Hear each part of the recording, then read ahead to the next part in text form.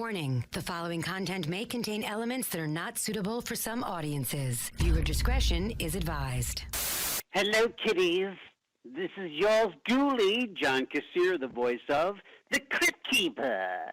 And you're listening to Slasher Radio.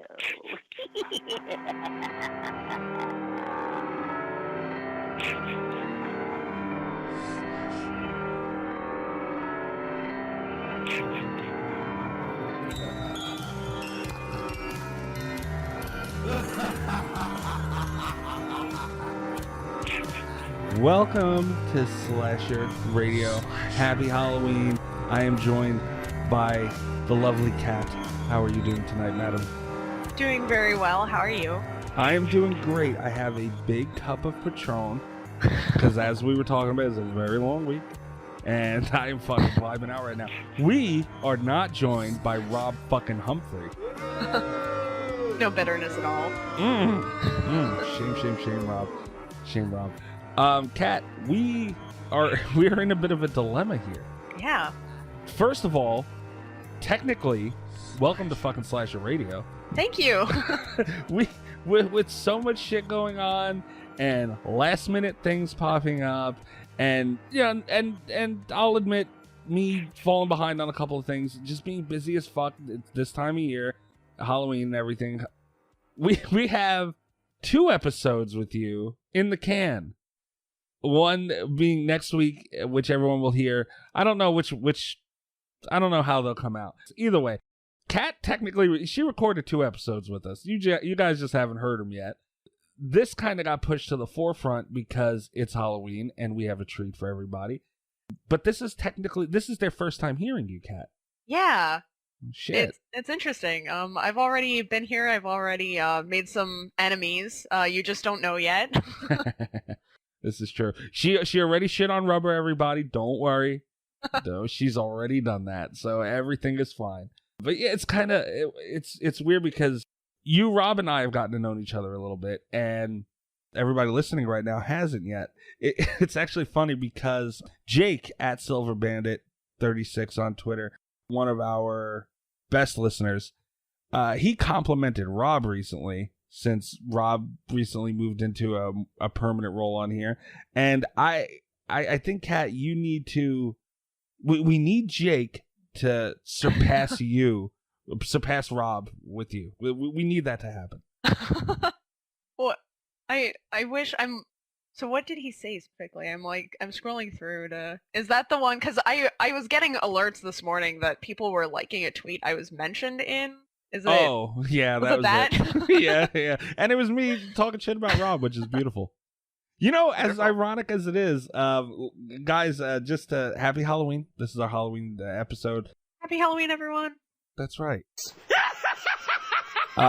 We have Jude Courtney. And this was James has been very busy, as everybody can imagine. This was planned literally last second, and he was nice enough to squeeze us into his very busy schedule.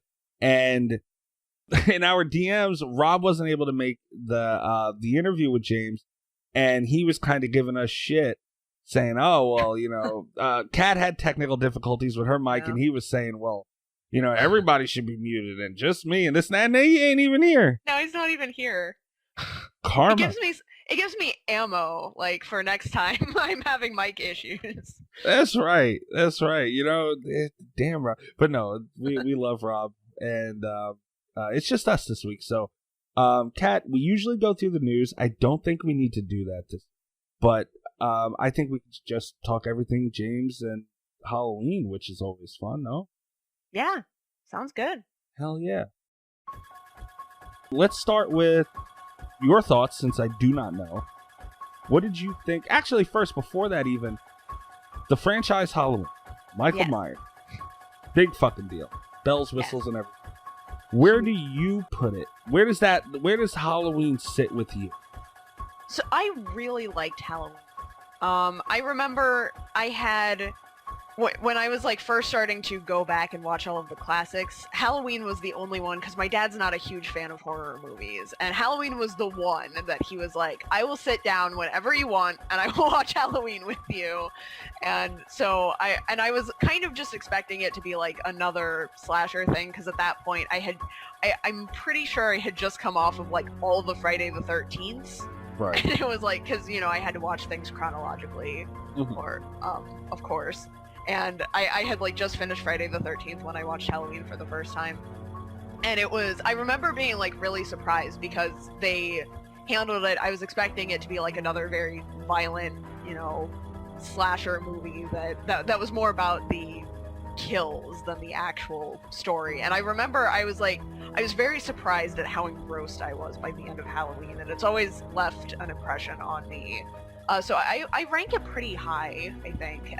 The thing about it is that I think out of all of the sequels, I don't remember all of the Halloween sequels. Like usually for horror franchises, I can kind of like in my head remember which one is which, and I can't do that with Halloween. But the first one, very, very strong contender, and I've always kind of ranked Michael highly as a result of that.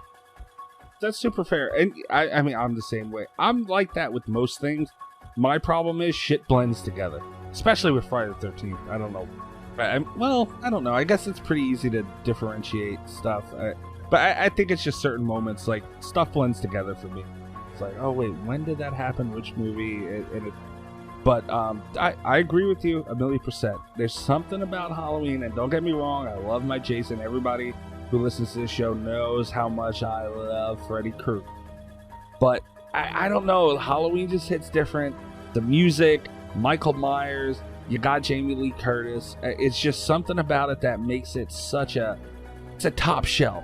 And if I had to pick one franchise to go to hell with, it would be Nightmare on Elm Street. But I don't know, just the star power of it and everything about Halloween. It's just like, it's that gold jacket. It's the standard, of horror movies. And I think it's always been that way, and I think that's why it's where it's at, is what I think. Now, back to what I was originally going to ask you. Having said all that, how high you hold Halloween as a franchise, what did you think of the 2018 movie that James Jude Courtney played Michael Myers in, and will be in the upcoming Halloween Kills and Ends and all that stuff? How do you think they did? I loved it so much. We were just talking before we recorded this about how if I hear too many good things about a movie, I end up not liking the movie. Halloween, the latest Halloween movie was the exception to that, because I heard only good things, and I went in very skeptically, because I know that I get like that. I know if something is praised, I judge it harsher, and I have a tough time enjoying myself. And I went in just kind of expecting to be let down, and I was amazed. Just like completely blown away. It was very unsettling, and it was the first time maybe since I watched not since I watched the original Halloween. There have been a few like slasher movies that have come out that have been genuinely unsettling to me, but Halloween was like the first slasher movie in years that had done that to me, especially in a theater experience. I was very impressed. Okay. Yeah, no, I agree very much.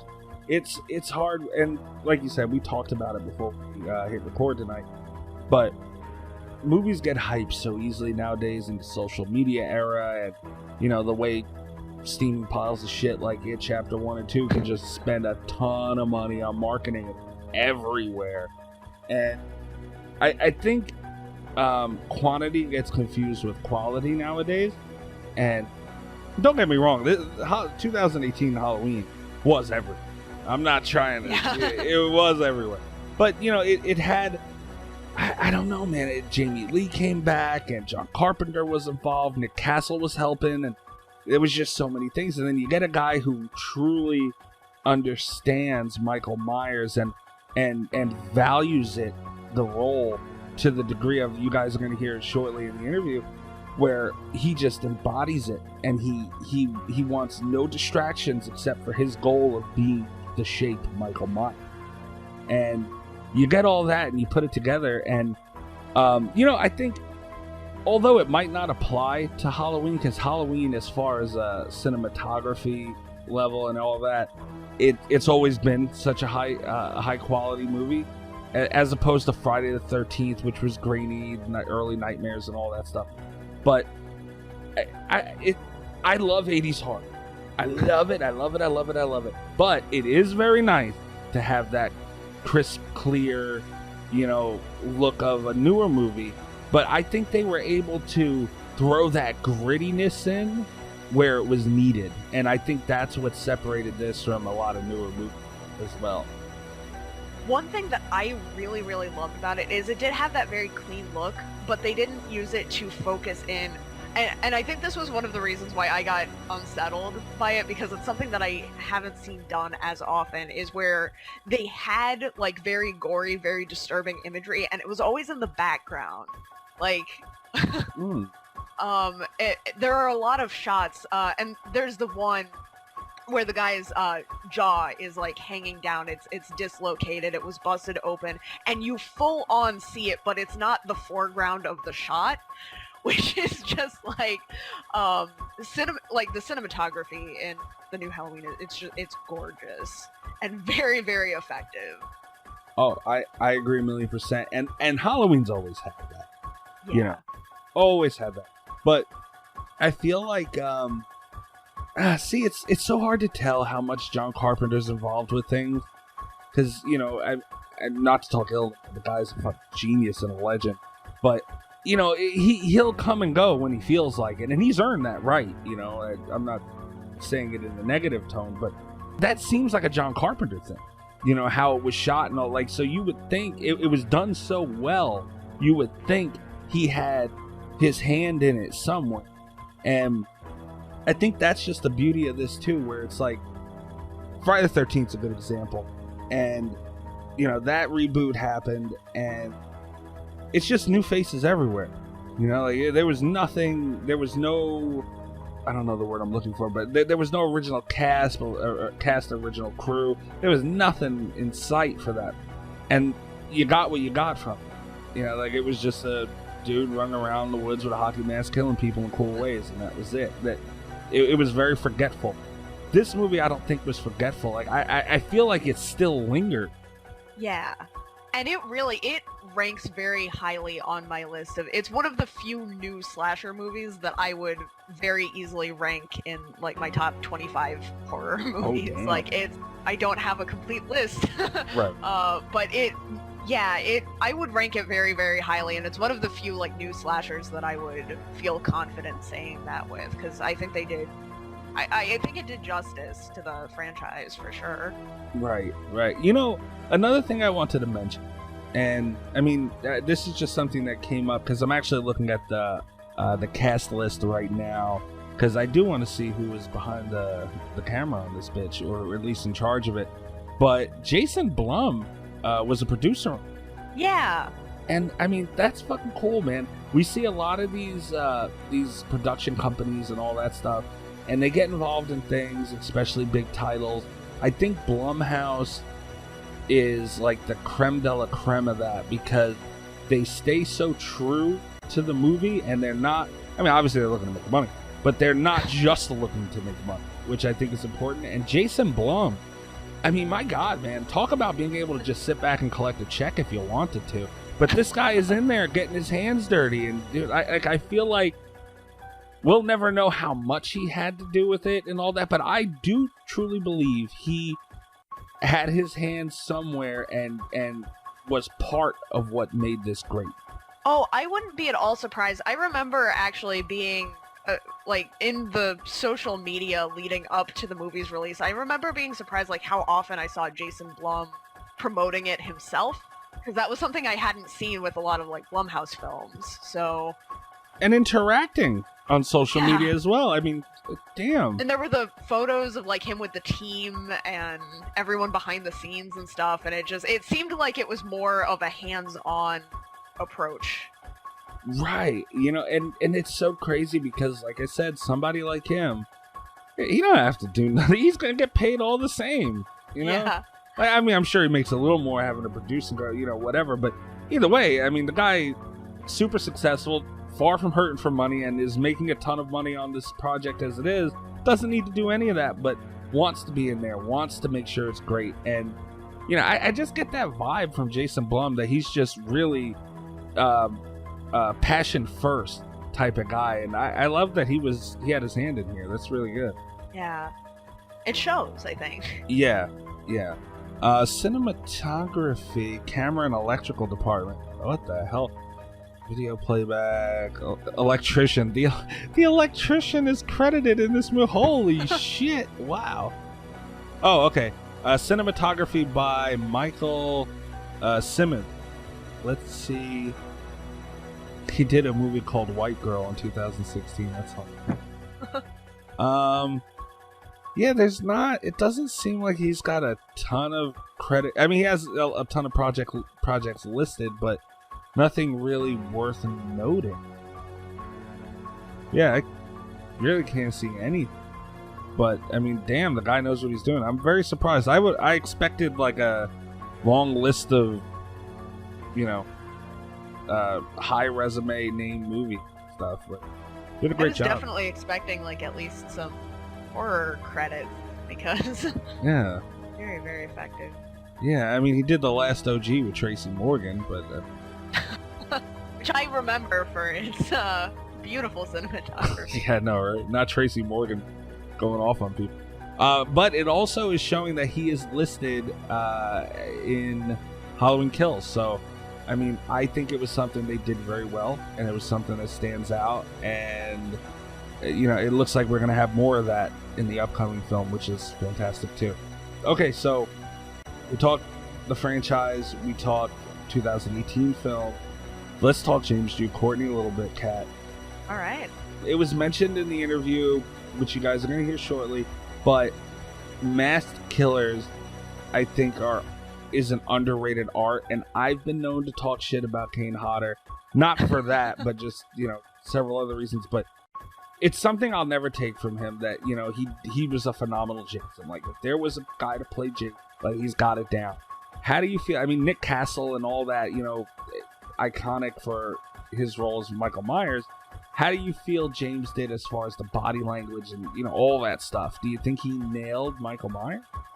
Oh, absolutely. I really do. I think it fit the tone of the movie very well. I felt a little bit more, and maybe it's just because I've been, I watched the first Halloween as a kid, and I consider myself fairly desensitized to scares, right? But he evoked that same kind of like unease in me that I think he did a great job.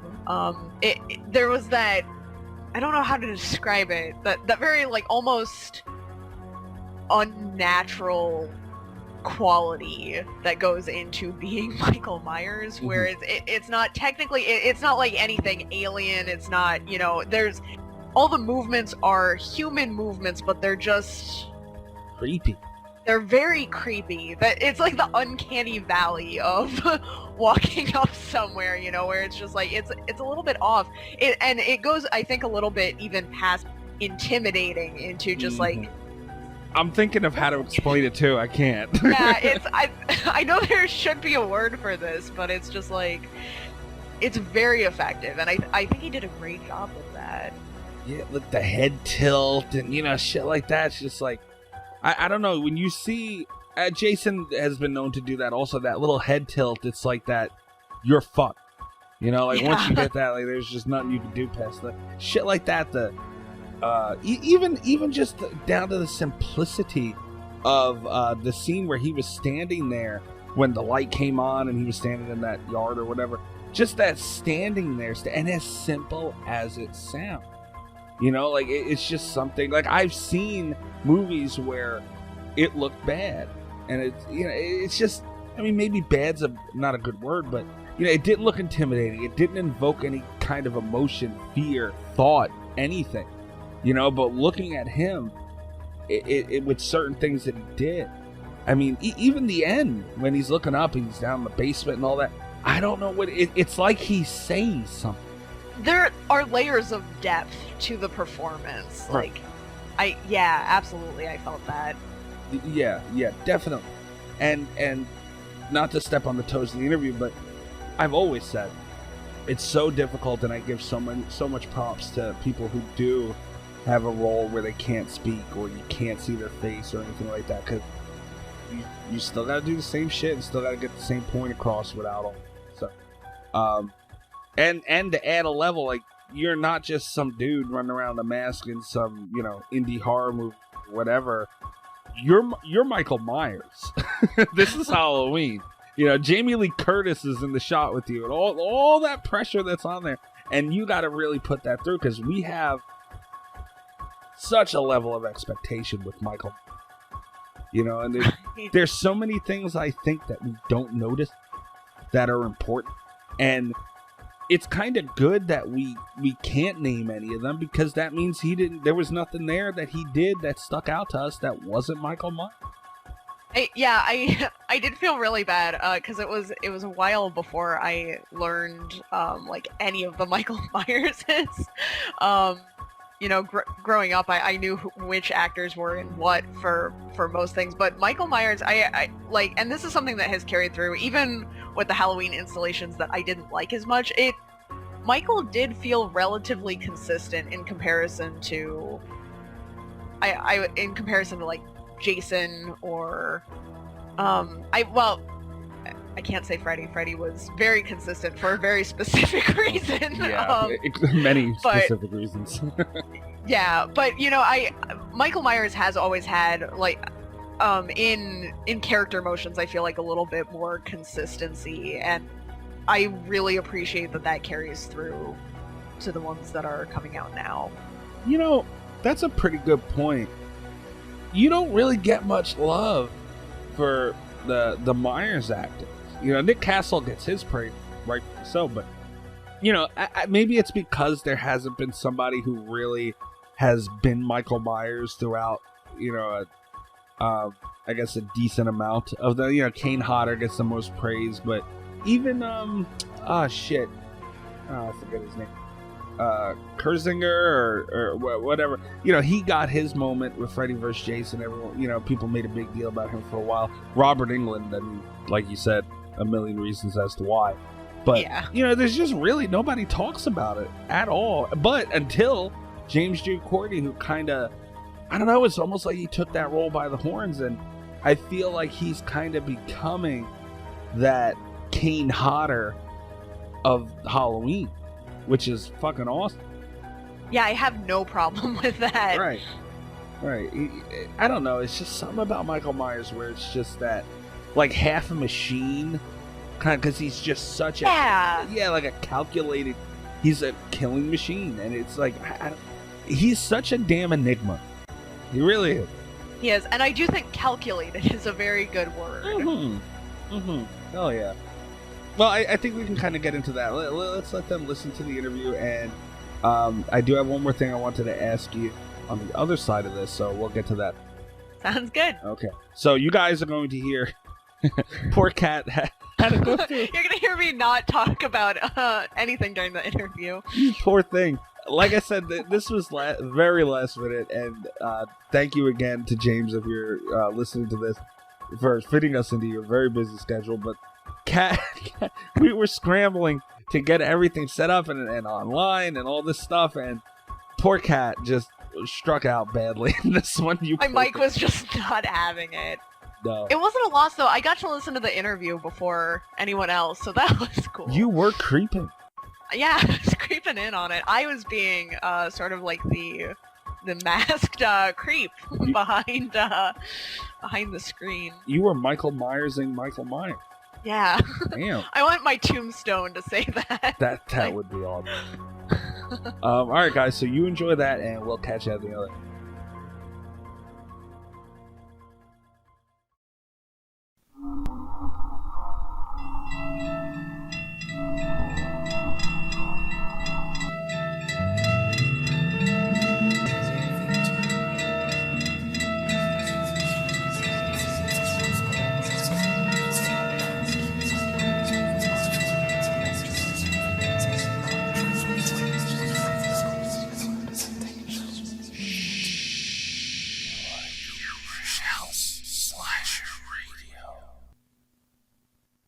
Ladies and gentlemen, we have a very, very special guest, a returning guest, the great James Jude Courtney. Sir, how are you doing today? I'm doing well, staying safe, man. How are you doing? Isn't that the name of the game nowadays? Yeah. Now everybody's wearing a mask, man. Used to be I was the only guy, right? you feel a little more inclusive now, don't you? Yeah, I'm one of the funny. gang, man. I can blend in, It makes it good for a serial killer. Yeah, right. I'm not going to admit I do wear my mask fairly often. Yours is way cooler than mine. I'm just going to go and say that. You might be able to convince Christopher Nelson to make you a mask, man. And he could have a cottage industry doing those things, man. I know. I've seen. I guess we can just kind of roll right into that. How are you doing throughout this whole COVID mess? And I've seen actually a whole ton of horror-themed masks, which are really cool that we can kind of show our flag like in a way like that and be safe at the same time. Yeah, that's great, man. In fact, I was just out in California shooting a documentary, a Shudder documentary with Nick Castle and Chris Nelson for Phil Nobles Jr. over at Fangoria. And so Sean Clark, my representative, brought in one that was the lower part of the mask. So it was, one of those reusable masks. It was the lower part, so Nick and I put it on. And yeah, there's a lot of cool stuff coming out. It's kind of fun. It's not as much fun wearing these masks as it is wearing, my hero mask on a movie set, though, I got to say. I could imagine. The last time we spoke with you, we actually spoke with you before the Halloween film had come out, and we weren't really able to talk much about it because obviously everything was hush-hush. Our episode with you dropped and released after, so the time was a little off for our listeners and everything, but now we can actually talk to you about a little bit about that film. How did you feel sitting and watching the finished product and everything was said and done? What were your thoughts on the Halloween film that you were part of? Well, it's kind of a double-edged sword. I don't like watching myself work.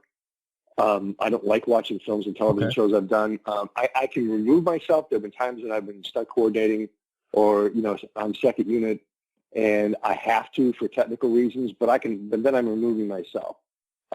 So basically, when I work on a film, when I worked in Halloween, I mean, I'm in the zone of zero stress, zero anxiety. I mean, it's my wheelhouse, man. That's what I do. It's the most zen place I can be in my life.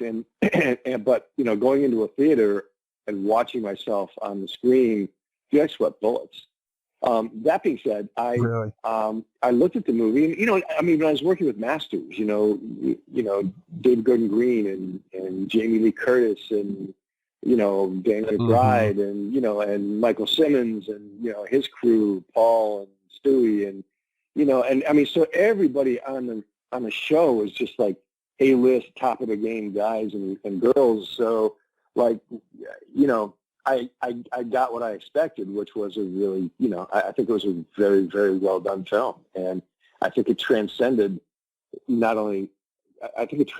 horror genre, and it was, a very contemporary, important film, even if you took away the horror aspect of it. And the fact that they shot horror so well, and that Chris's, makeup and his wardrobe, and I mean everything about it was just freaking amazing. I thought it was such a perfectly done film.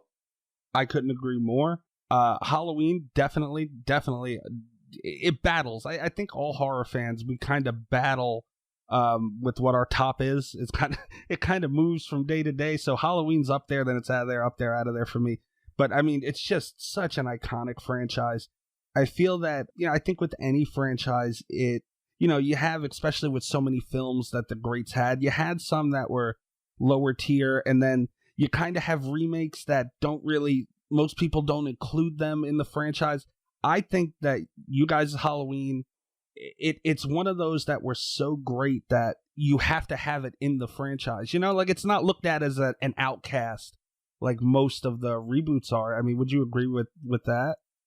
Well, I think that the choice to make all the films between 1978 and 2018 urban myth really lent itself towards really honoring the original, which was the idea. And So I mean, because the sequels have been kind of all over the place, and everybody who made it, every single person who worked on those sequels did their best, and and it's a minor miracle just to get a film made. So I would never, I would never disparage any one of them, but I think it was a really wise choice to go from 78 to 2018, because then that kind of cleared the slate, and that way you could, then that way we could make a film that was just really.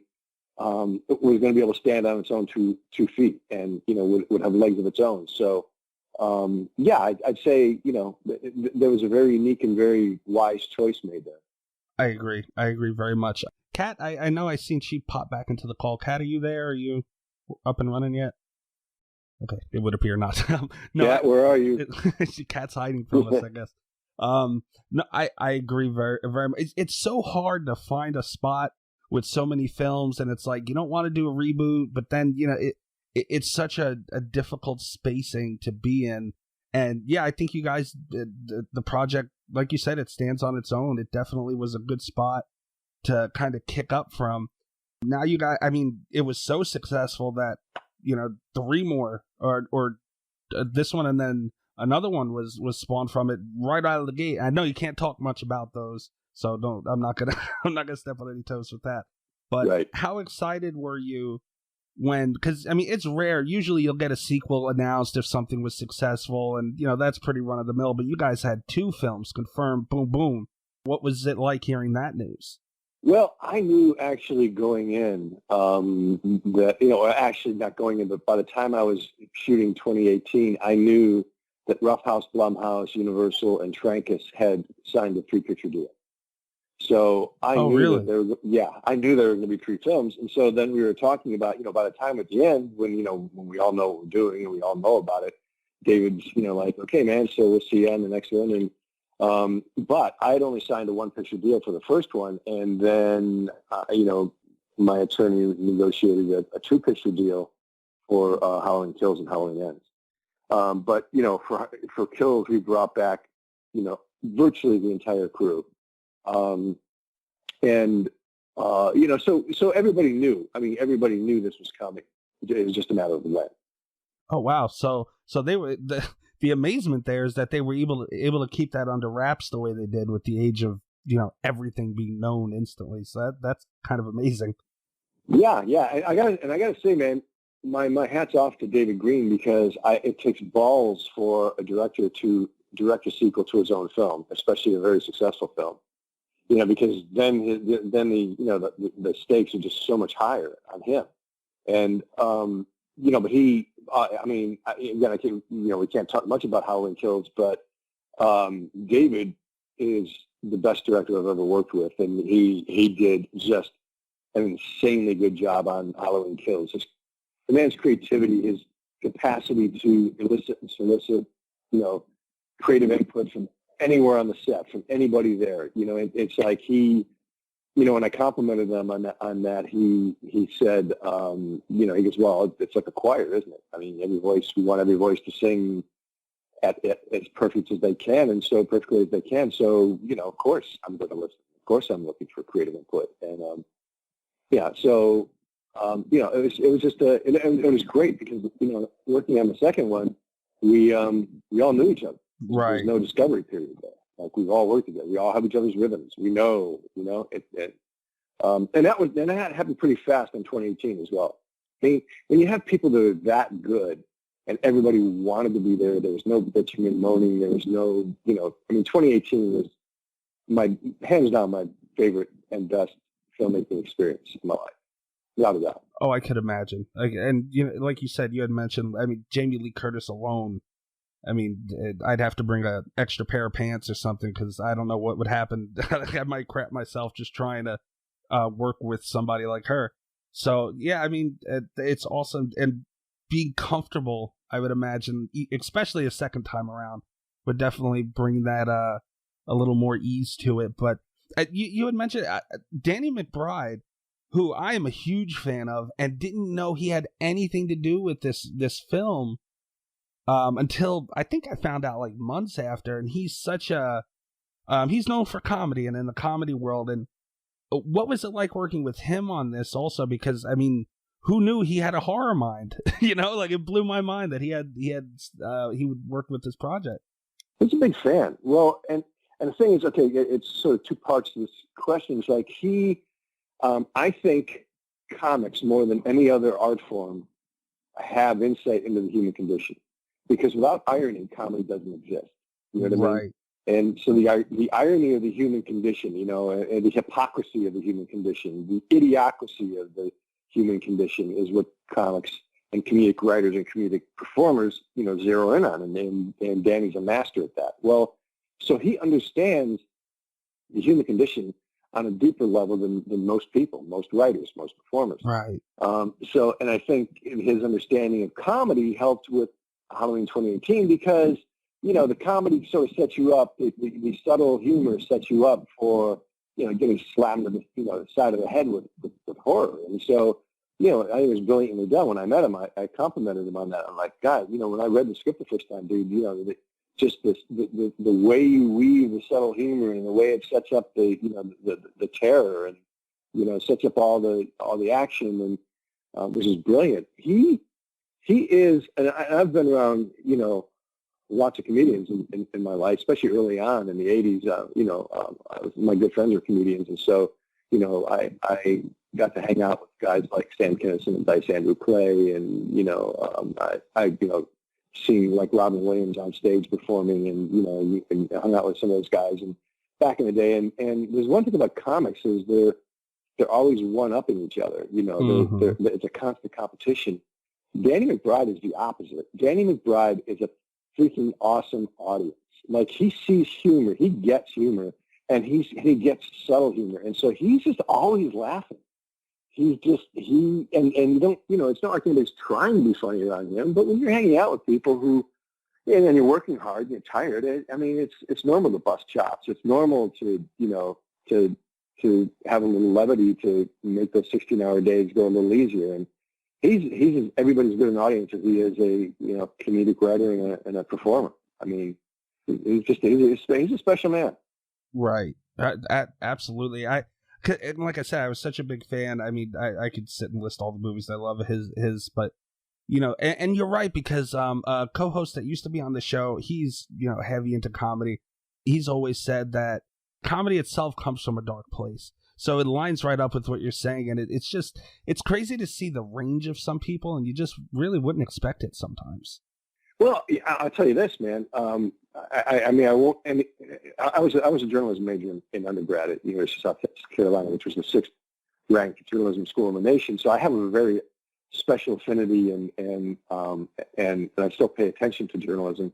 The Annenberg School of Communications did 2 very large studies, and I won't give you the breakdown of who was the most inaccurate, or who were the most misinformed from watching particular news stations, but the most highly informed people in the world got their information from Comedy Central. Okay. Comedy, you don't have to lie. You know what I mean? Right. You tell the truth and show how stupid people are, and people get it. No, I agree. I definitely agree. It's just I thought that was great. The whole team you guys had involved was fantastic, and the fact that they're back for the upcoming films, and like I said, I know you can't say anything about the films, but we had mentioned COVID and everything. What were the struggles of filming a movie throughout all this? Because I could imagine how many people are on a set and they have social distancing. Well, we shot Halloween Kills last fall, before all this happened. So yeah, we had wrapped it by, and I've been down to, I live in Columbia, South Carolina.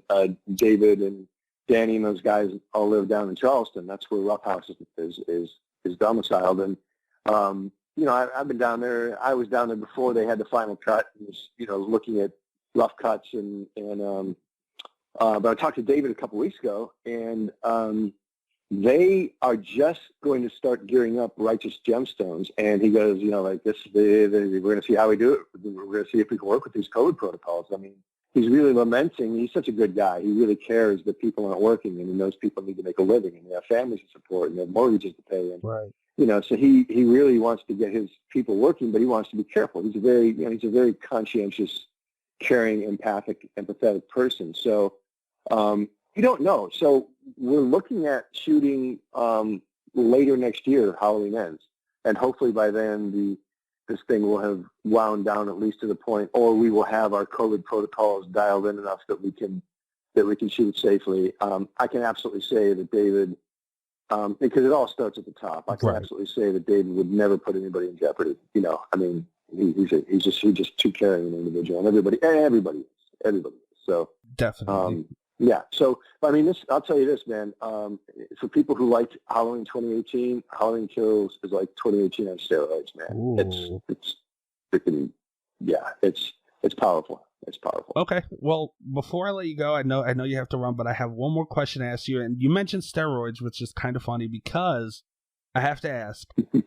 Rob Zombie's Michael Myers, I've always looked at as Michael Myers on steroids. That's always been the way I described him. And if you had to pick maybe like a fight or a battle or something like that, the original Michael Myers versus a Rob Zombie Michael Myers, who would you pick? It's a difficult question. Man. You know, I don't know that there's an answer to it because, you know, Tyler Maine's Michael Myers and Nick Castle's Michael Myers were really just, you know, they were different animals in a different film, and you know they were artistic interpretations. I think I think both of them did for the sandbox that they were given to play in. I think they both did beautiful jobs. Tyler's a hell of a great guy. Nick Castle's one of my dearest friends. I mean, you know, I was hanging out with him last week. You know, I really. Because he's hype, and here's the thing: is with all these questions about motivation and who is Michael, why does he do this? You know, who would Jason and Michael, who would win? Right. I think these are things for the fans to work out, right? Because the fans can form these opinions, and some, you know, as you well know, some of them are very, very well thought out. Some of them are very, very, you know, virulent. I mean, they're the people who have really strong opinions about these questions. Right. For me, I don't left brain this character or the work. This is completely it's a spiritual experience for me. I breathe it in, I breathe it out. The energy of the shape inhabits me while I'm working. There's zero thought process. So everything that I do, every motion that I make, you know, aside from the fact that David gives me direction, the stunt coordinator has this, and I got these guys to do this with, and whatever, cameras, all the technical stuff that it takes to do what I do, but that's all muscle memory, man. Right. You know, I mean, that's easy for me. So and the actual character and the actual, you know, the embodiment of the shape is such a deep, deep spiritual experience, and that's what drives the way I move. That's what drives the energy that causes me to do every single thing I do. So maybe after Halloween Ends, I can have an intellectual conversation about it. Right now, I don't. You know, I want to be in the same spiritual place that I showed up in 2018 when I showed up at Halloween, you know, for Halloween Kills, when I showed up at, you know, Chris Nelson's makeup trailer that first morning. I want to be in that exact same spiritual place when I show up that very first day for Halloween Ends. And in order to do that, I need to be in the same spiritual place. I need to use the exact same energy and spirituality and everything that drove me in these two previous, you know, incarnations. So, you know, ask me that question after Halloween Ends is released. Yeah. I may not answer it, but ask me, you know? Yeah, no, and, you know, I love that answer because a lot of people say things like wearing a mask in a film, you know, they try and lessen that. And it makes me so mad because even body language, movement, and stuff like that is so important, especially when you're talking about a character as iconic as a Michael Myers. I feel that it's so important to have that consistency in that character. And you being so true to that and wanting to stay in that same mentality and keep it consistent, that's like, you know, for a horror fan and a Myers fan or anything like that, that's so good to hear that that's as important to you as it is. Well, I mean, the people, you know, like the attorneys and accountants and producers, you know, and not knocking anybody, but the people who will say that, you know, I'm just a guy in a mask, right, have never done, nor could they ever do what I did. Mm-hmm. You know, I mean, it's just like saying, Hank Aaron was a guy with a piece of wood. Not that I'm comparing myself to Hank Aaron, but Right, what I'm saying is, he's just a guy with a piece of wood in his hand. Yeah, dude, you get out there and hit, no. 102 a mile fastballs, mile-an-hour fastballs, and knuckleballs and curveballs, and no. But you don't know unless you've done it. And a lot of people just think, if people knew, first of all, how hard it is just to get to the place where you get to do the work. Right. And it takes incredible focus and belief and perseverance. And then the work itself. Any good actor, any good musician, any good comic, any good writer has spent thousands upon hundreds of thousands upon millions of hours grinding and working and perfecting their craft just to get to the place to, make it look easy. Mm-hmm. I agree. And because, I think Michael Jordan said that once. He was on one of his Nike commercials. He's like, maybe I did you wrong. Maybe I made it look too easy. Right. But I was the guy after practice hitting it for 2 or 3 more hours. I was the guy who, was in the gym and next to, so yeah. And frankly, those comments, he's just a guy in a mask. Mark Twain said, never argue with a stupid man. He'll drag you down to his level and beat you with experience. That's right. Let them have their frickin' belief system. I know what it is. The people like yourself who are fans of the work that the guy, who are friends of fans of Robert England and Nick Castle and, Kane Hodder and all the guys who've done these really cool characters, they know better. Right. They know better. I've always stood by that because I looked at it from the lens of it's even more difficult because you have facial expressions and all these things that you can do. And even just speaking alone makes things so much easier to get you. You don't have any of that. And you still have to portray a character the same way without your handicap, without having all those things. So that's why I never understood something like that. And I've always, I couldn't act my way out of a wet paper bag, but I've always been envious of people who do act and can act and are good at it. But that talent of being able to take that handicap and turn that role into something great, nonetheless, that's something I've always admired. And that's why one of the reasons that I admire you, sir, and your time is super, super appreciated. Thank you so much for hopping on with us. Oh, thanks, man. Yeah, I'm happy to do it. Let's do it again, man. After October 15th, 2021 is when it comes out. So, after it comes out, let's have a chat again. No problem. I appreciate it, and I can't wait for it. And I just want you to know that my co-host Cat has been creeping in on this call. She hasn't been able to talk, unfortunately. She did want me to apologize on her behalf. Well, Cat, sorry I didn't get to hear your beautiful voice, but next time we'll make sure that we get this all dialed in. And but I hope you all, both of you, stay safe and happy, and just keep spreading the love, man. The same to you, James. Thank you so much for your time, sir, and have a happy Halloween.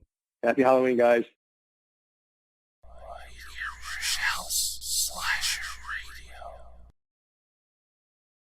All right, guys, we are back. I hope everybody enjoyed that. Kat, you were riveting throughout. Thank you. You were phenomenal.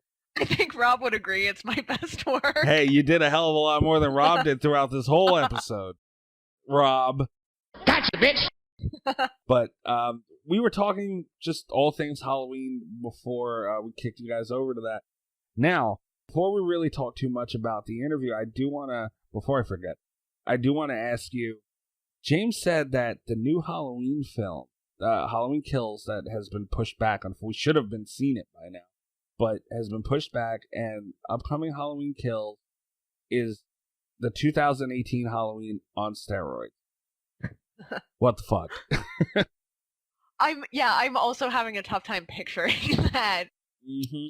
I'm excited, nervous, but very excited. Because I do think that one of the things that we talked about this before as well. I think one of the things that Halloween did really well was it implemented a lot of newer movie techniques while maintaining a certain level of subtlety. So I'm interested to see if, as they're ramping things up for this, and again, reboot's not the right word, right. Revitalization of the franchise. I'm excited to see if they're able to maintain that balance moving forward. That's fair. I look at you. I got so carried away with thinking, okay, we're going to see him really, really whoop some ass on another level. I didn't even think of that. Like, that's true. I mean, I'm going to be happy either way, honestly, Right. But that's a very good point, though, because you kind of look at the other end, because as cool as it would be, like, we want Michael Myers to be as brutal as possible. I mean, that's what we're paying to see. And that's great. But you're right, because if you try and do that, and that's what people want, so you're giving people what they want, but do you lose that grip on being true to the franchise? And I think if we didn't have all the players involved that we had, that would be a big risk, but I'm looking forward to see how they manage it, because I'm sure they will. Oh, yeah, it's something I'd be much more worried about it if it were a different franchise. I don't think there's any other franchise that could do that successfully, but I do have hope for Halloween Kills. I think it's going to be pretty good. Right. And I didn't want to. Yeah, obviously James can't talk too much about the upcoming film. He'd get in a lot of trouble, and I would imagine lose a lot of money, probably be sued and all those fun things. So we don't want that to happen. He's a very nice guy. We couldn't get into too much about it, but I do want to ask you, Kat. It's been rumored that Jamie Lee Curtis is going to be, oh God, I don't even want to say it like this, but taking a back seat in the franchise and kind of handing that role over to, they didn't name anybody, but Judy Greer, Karen in the 2018 Halloween. It seems like she's going to be kind of passing that torch onto her. How do you feel about that? I actually really like Judy Greer. She's in a lot of my favorite things. Sometimes just as like minor roles, but sometimes as in a larger capacity. I think she's very, very talented in everything that I've seen her in, at least. And I'm kind of excited. I think she'll do a good job. It's hard to imagine this. One of the reasons why I liked Halloween 2018 so much was because they got Jamie Lee Curtis back, and she did so good. I think it was one of the best bringing back of a franchises that I've ever seen, and it's hard for me to imagine her being less involved. I agree. And you are 1,000,000% right, because I'm trying to think. I can't really think of any franchise that really brought it back the way they did. And, Jamie Lee Curtis alone is top notch. Then you had Nick Castle in there somewhere. We don't know because, unfortunately they're behind the mask. But John Carpenter, even though he's behind the camera, integral part of the whole thing. So, yeah, no, you're right. To bring it back with, well, no, I take that back. Scream 4. I mean, but that's different. You have so many faces in front of the camera, Also, I'm going to toss unpopular movie opinions all the time. Scream 4 is not the same quality that Halloween is. Oh, you son of a bitch. I know. I knew I was going to make enemies with this one. I liked Scream 4 well enough. I didn't have a problem with it. I don't think it has held up as well as would have been ideal. I definitely liked it most on my first viewing of it. I don't think it's the same quality as the 2018 Halloween movie. I don't. We're going to throw hands on you, Kat. We're going to throw hands. I am a huge fan. I am a huge fan of Scream in general, but I really like Scream 4. Scream in general, absolutely. Scream 4, and again, up until Halloween, I think it was the best example of bringing back a franchise. Right. But okay, so you're talking quality on top of just bringing stuff. Okay, I mean that's an argument for another day. But I mean, we can only think of 2 movies, this and Scream 4. I mean, those are the only 2. So that have had any kind of success. Yeah. Right, and I mean, damn it, I'm going to sound like the get off my lawn guy again. I don't like change. To quote Russell Brand from Get Him to the Greek, I don't like change. And Jamie Lee Curtis is such an amazing actress. Forget just horror. I mean, in general, period. Incredible actress. And to take her out of, like, I don't know, when you think Halloween, as much as you think Michael Myers, you have to think Jamie. Even though she hasn't been in all of them, she was so important to that franchise. And I think Judy Greer will do phenomenal, but I don't know. It just sucks. I hope, obviously she's going to be in Kills. You know, we all know that. I hope the word Kills isn't as significant as it could be. I hope not, but I'm hoping we will also see Jamie Lee Curtis in some type of capacity in Halloween Ends. So I hope this isn't, you know, like she's done with. We don't know, but that's the thing. It's scary, but I do think it's cool. I will say this: I do think it's cool in this age of horror where I think movies are they're easing us into these things now with the passing of the torch thing. Because you look at, well, Friday the 13th, nobody really fucking lived other than Tommy Jarvis, but even that was a different actor. But, you know, Nightmare on Elm Street's a good example. Reboot, Nightmare on Elm Street, Robert Englund's gone, and there's nothing we could do about it. We just got to live with it. So it's like, it's so much to change all in one go, and it sucks. I think easing your fan base into it, I feel like the new Candyman, Tony Todd, is going to be kind of passing the torch, is what I feel personally, to a new Candyman. So it's like, that's a good move. You're kind of, it's almost like they're telling us it's okay. And it's weird, but that helps. It does. If they're doing it, that's the way to do it. Yeah. James Jude Courtney, like I said, he gave as much insight as he could. And also him talking about, I mean, I didn't read all that much into when Kills and Ends was announced. I think it was just kind of like, holy shit, there's 2 more Halloween movies coming. What the fuck, out of nowhere? And because they announced both at the same time. It wasn't like we had to wait, like boom, boom. And I didn't read anywhere where they said, oh, okay, yeah, this was the plan from the start. So that was kind of like, they had balls. You know, it didn't look like it, but hell, this movie could have flopped, the 2018. You know, it could have. Yeah. And then what do you do? Right. I guess whatever, you make a video game, hope that people play it. Which I would love, but I would, yeah, that would be good. I was just kind of, I was picking on Friday the 13th, but I would play a Halloween game. Oh, yeah. Oh, hell yeah. I don't want to get too off into video games, but I don't know how that would work. But, man, they're missing the boat. They're missing the damn. These movies are great, and I love them, and I wouldn't trade them for the world. But they need to strike while the iron is hot. Unfortunately, Friday the 13th is going to be adding new content to their games. Yeah. Dead by Daylight fucking sucks. A giant donkey dick. I hate that damn game. Do it, man. And I know Michael Myers is in that, and he needs his own, though. Like, it's not... Dead by Daylight has no soul. It has no heart. It doesn't care about the authenticity of anything, really. And I think a Michael Myers game is absolutely phenomenal. It would be such a, like, especially if they were kind of modeling it after the 2018, I think that would just be a very unsettling landscape to be dropped in. Right. There's so much money being left on that, because in all honesty, and I know I just shit on Dead by Daylight, but this is just being completely truthful. Dead by Daylight was just another game until they got Michael Myers. That was like the holy shit, wait, I can go kill people as Michael Myers? Like, there's an attraction for that there. It's Michael Myers.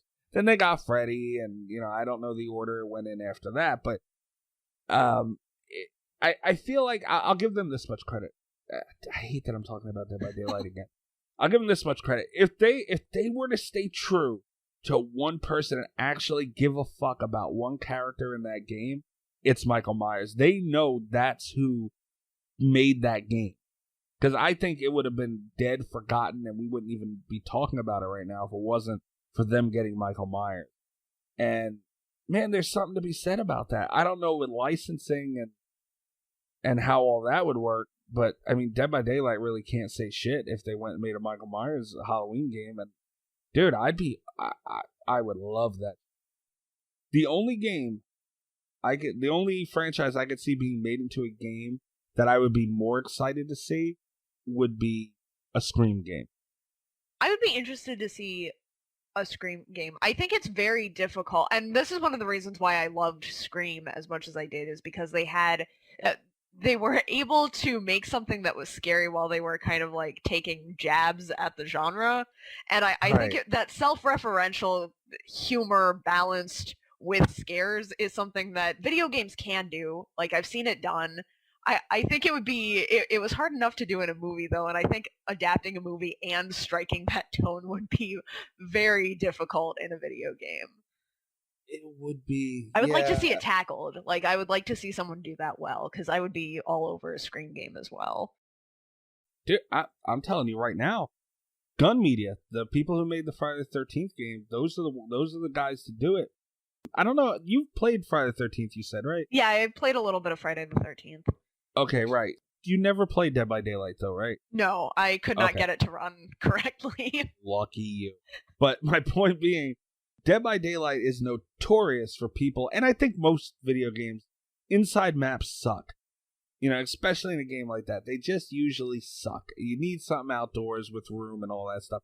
But Scream would be more, granted there are some outside things in Greensboro and all that stuff, but it would be more of an indoor, in a house oriented kind of thing.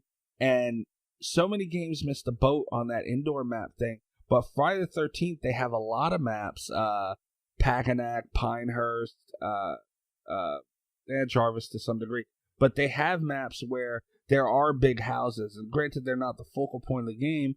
But, I mean, sometimes, especially like Packanack Small, that map, for anybody who plays the game, when I'm the last one and I gotta run a motherfucker for 10 minutes, I'm going to that main house. And it's crazy how it doesn't really handicap you at all. So I think that Gun Media, they would be phenomenal at an indoor map kind of thing, which is what I think would be a strength for Scream. And we're going off on Scream. Sorry. I just really want to see the damn thing done. That's all. It'd be good. It would. But I don't think there's really too much else to tackle on this, Cat. All I know is I'm looking forward to this damn movie. Oh, and this is something I should know. This is something I maybe should have looked up when I realized I didn't know it coming in. When is it coming out? Is there a release date? I'm Googling that as we speak. I'm Googling it as we speak. Oh my God. Hold on. Let me see. I want to see something before I even tell you this, because this is a heartbreaker. Halloween Kills original release date. Oh, no. Okay. This movie was supposed to come out 2 weeks and a day from today. No. 2 weeks and a day from today. So October 16th of this year. The new release date is October 15th, 2021. They're really taking that Halloween shit literal. I mean, damn. Yeah. Oh my God, the whole year. Fucking A. It's like the fourth movie that I've been on the edge of my seat waiting for that's been pushed back like a full year. I know. 2020. That sucks. But you know what? I look at it as much as it does suck. At least they're not. It's better they take their time with it. Yeah. If anything needs to be changed or they need more time to do, it's better that they take their time and get it done right than just push it out for the sake of getting it out. I agree. This is definitely the way I look at it. So we have practically a whole year to wait for the damn thing. It's going to be interesting to see. You know, I can't wait to have James on again when he actually. I would love to know because they're going to change something. I would love to know what the hell is getting taken out and put in and all that stuff and all this time. I don't know why it was. Are they still working on it? Is that why it was postponed, or was it just I know a lot of studios have been pushing back release dates because of theaters. Do we know what they're doing in the year? Who the hell knows? Because like James said, it was all filmed already, and I don't know how much, like, I know editing and all that shit that goes on behind the scenes that we don't know how to do. It was, I mean, I find it hard to believe from March to October, especially something you can do on a computer. I don't know how much they would have to be in an office, and, like, I mean, I know the whole work from home thing. I don't know if that's something you could do from home. Maybe that really they couldn't do anything as far as putting the movie together. Who knows? It could just be a marketing thing where they're hell-bent on it coming out in October. Who the hell knows? Yeah. Who the hell knows? But, I mean, and hold on. What the hell was the budget for this thing? Halloween Kills. Okay, it had a $10 million. Oh, wait, that's 2017. The hell, son of a bitch. It's not telling me. Okay, so that, let's just go off of that. That had a $10 million budget. I would imagine that would be upped, maybe 15, maybe 20 for this, you know, who knows? Either way, you're looking at a big, that's a lot of money to make back. And the advertising for this thing, like marketing and all, that's going to be through the damn roof. Right. So they have a lot of money to make back. And if you put it out now, like maybe they could have put it out now, you're going to see a drastic, I mean, 2018 made $255 million. You know, maybe you make half that. You're going to leave $100 million on the table. No one's doing that. Right. Yeah. Yeah. So who knows? I didn't even want to ask James because, you know, I doubt maybe. I mean, he might know, but like actors, I don't think are as in the loop as we think they are. Yeah, that's probably fair. I do wonder about it though. Especially like just with all of the craziness this year. I actually had tickets. I had purchased like one of the special event tickets to see the double feature for the release of Quiet Place 2, and they refunded me because that was the week that it got pushed back to 2021, and I was like, oh my god. Damn. Oh. Yeah, that sucks. Just like all of the releases this year have been like that, you know, where you don't know if like they need more editing time or if no one just feels comfortable doing a theatrical release when no one's allowed to go to theaters, you know, which I get. It's hard to wait though, like knowing movies are ready and I can't watch them is driving me crazy. Right. And, you know, it could just come down to that. Like, I mean, maybe they could have gotten it ready and put it out, but you gotta figure they'll make at least, I would think, half. Yeah. At bare, even if you're talking a quarter, I'm terrible at mental math, but I mean, I would imagine that's somewhere in the neighborhood of like 25 to 50 million, you know, probably like 25 million. Who the hell wants to lose $25 million? No one. No one. Hell, I'll take $25 at this point in life. Shit. All I know is I'm looking forward to it. I know that James did a phenomenal job in the I almost said original in the 2018 Halloween. Other than Nick Castle, I'm gonna just go out on a limb and say, other than Nick Castle, the best Michael Myers I'll second that. Right. Yeah. So can't wait to see it. We appreciate James giving us the time. Happy Halloween, damn it. Happy Halloween. Yes. So if you guys are listening to this on Halloween, which is when this is dropping, I might be doing a watch along on Twitch for something scary later in the evening. I don't know. So stay tuned to us on Twitter. Speaking of Twitter, you can follow James Jude Courtney at James J. Courtney. He's on Twitter. Follow Michael Myers himself. He has a trailer up from it's only 36 seconds, but a trailer for Halloween Kills up on his Twitter right now. It's a picture of him with Nick Castle with some Halloween Corona face mask, which is kind of cool, Michael Myers mask. So go check him out on Twitter. You can check us out on Twitter at Slasher Radio. Go to our website, check out all our interviews, episodes, news, and more at slasherradio.com. I'm at Mike Instead. Cat, where are they finding you? At cat_Voleur, VOLUR on Twitter. Okay. And I guess if you want to, you can follow Rob He's at Radio Rob 123. He also, don't forget about his other show, This Horror Life. They are at This Horror Life on Twitter. Be sure to tweet him and at This Horror Life all kinds of vulgar things. He enjoys it. I enjoy it when that happens to Rob. And Kat, happy Halloween. Thank you for spending your evening with us, everybody. Happy Halloween, everyone. Happy Halloween. Good night from Slasher. All the best with Slasher Radio Podcast.